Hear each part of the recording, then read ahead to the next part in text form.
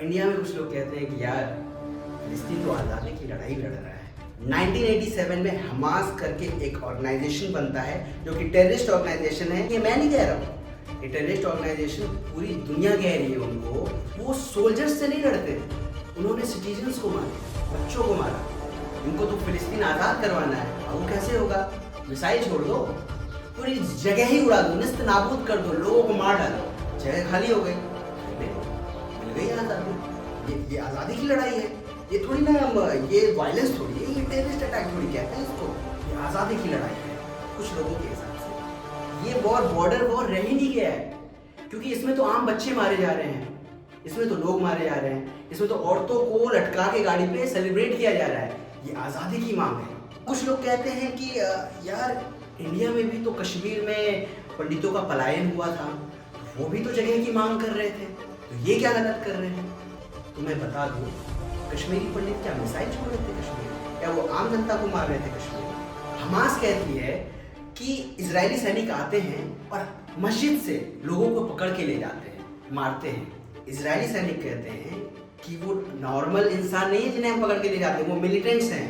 वो बाहर से हमला करते हैं, पत्थर फेंकते हैं और फिर मस्जिद में जाके छुप जाते हैं। और जब मैं ये कहानी बता रहा हूँ तो आपको सोचना चाहिए कि क्या सही है क्या गलत है। ये चीज़ तो इंडिया में भी हो चुकी है, कश्मीर में।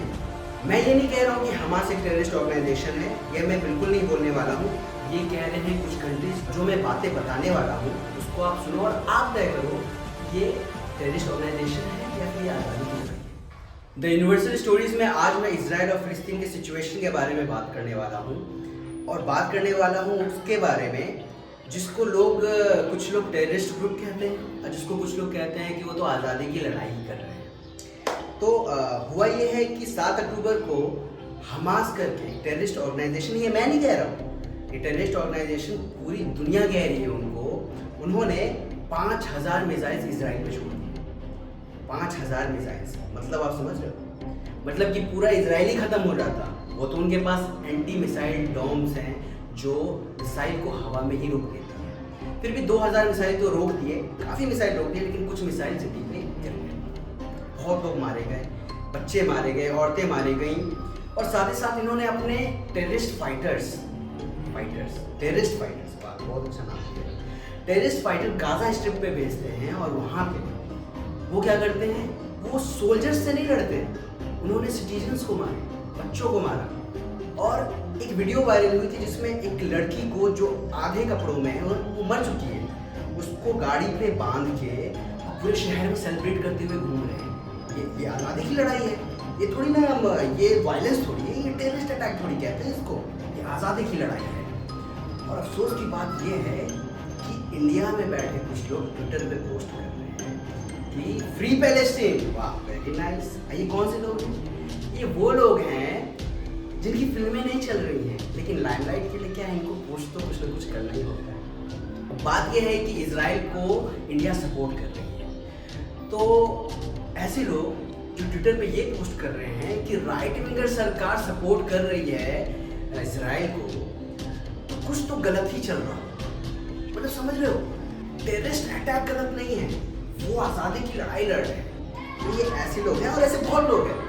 मैं अगर पोस्ट डालने लगूँ उनके स्क्रीनशॉट तो आप तो कहोगे कि यार इंडिया में क्या लोग हैं। खैर, तो जैसा कि मैंने बताया कि हमास ने 5000 मिसाइल छोड़े, लोग मरे और क्या क्या किया औरतों के साथ, ये सारी चीज़ें की हैं।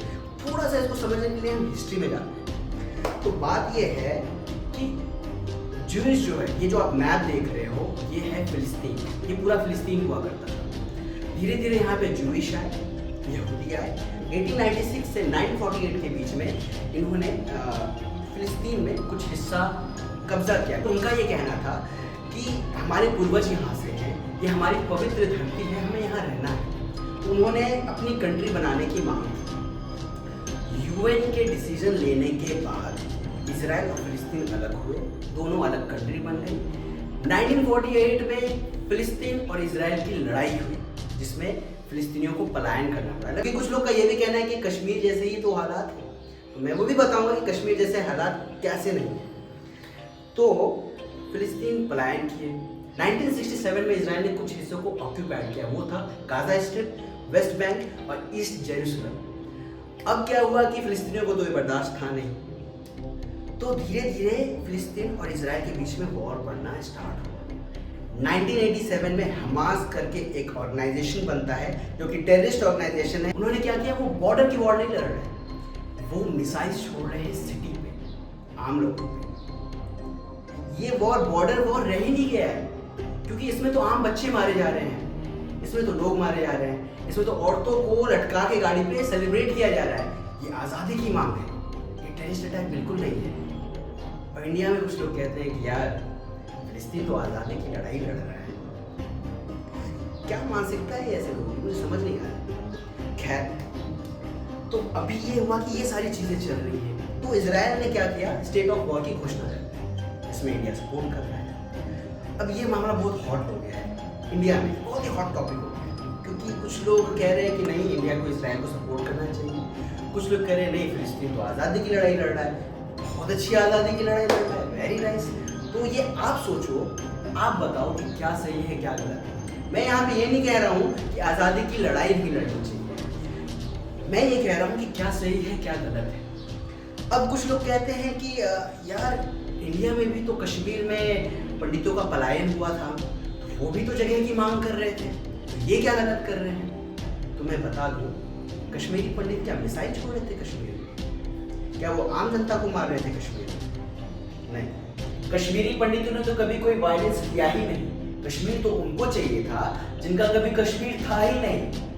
इंडियन आर्मी और गवर्नमेंट ने जब भी कश्मीर में एक्शन लिया है तो मिलिटेंट्स के खिलाफ लिया है, आम जनता के खिलाफ नहीं लिया है। हाँ, ये बात सच है कि उन मिलिटेंट्स के चक्कर में आम जनता भोगी जरूर है। वो कहते हैं ना कि गेहूं के साथ खून भी पिसता है, ये जरूर हुआ है, और यही हो रहा है फिलिस्तीन में। हमास कहती है कि इजरायली सैनिक आते हैं और मस्जिद से लोगों को पकड़ के ले जाते हैं, मारते हैं, और इजरायली सैनिक कहते हैं कि वो नॉर्मल इंसान नहीं है जिन्हें हम पकड़ के ले जाते हैं, वो मिलिटेंट्स हैं।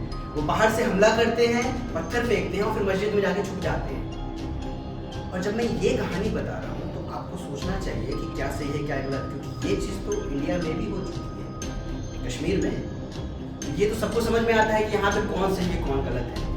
तो जहाँ तक मुझे लगता है, आप अपना डिसीजन खुद लें, किसको सपोर्ट करना चाहिए किसको नहीं, और कौन सही है कौन गलत। बात यहाँ पे ये नहीं है कि इंडिया सपोर्ट कर रही है वो सही है या गलत। क्या जो फिलिस्तीन कर रही है वो सही है या गलत है, खुद सोचो, खुद डिसीजन लो, कमेंट करो कि आप क्या सोचते हैं। तो यूनिवर्सल स्टोरीज पे ये मेरी पहली वीडियो है, और इस पे मैं सिर्फ पॉलिटिकल वीडियो नहीं, कई तरह की वीडियोस जो कि यूनिवर्स में चल रहे हैं, यानी कि कोई भी टॉपिक, चाहे वो स्पिरिचुअलिटी से रिलेटेड हो, जगह से रिलेटेड हो, यूनिवर्स से रिलेटेड हो, या फिर एजुकेशन से रिलेटेड हो, सब चीज़ों के बारे में बात करने वाला हूँ। वीडियोस देखना और फॉलो करो।